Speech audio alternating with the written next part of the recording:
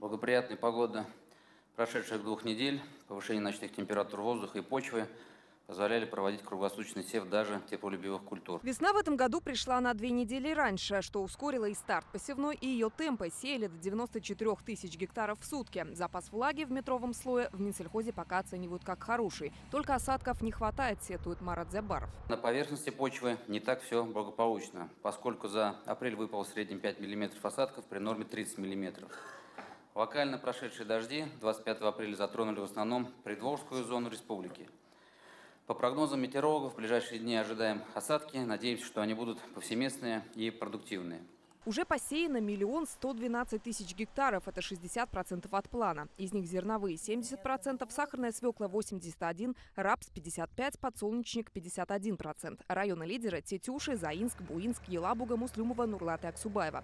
Параллельно с севом требуются и защитные мероприятия. Согласно мониторингу Россельхозцентра, на половине обследованных озимых растут сорняки. Самое главное, вы правильно отметили, защита растений.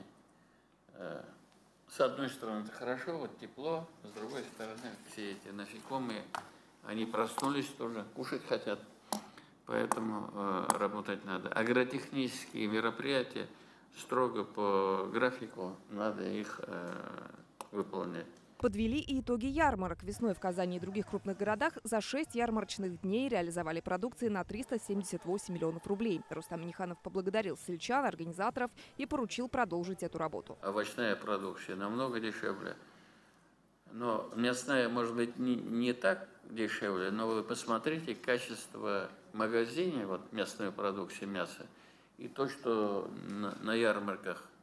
Это свежее, охлажденное мясо, качественное. Поэтому это не только еще цена, это и качество.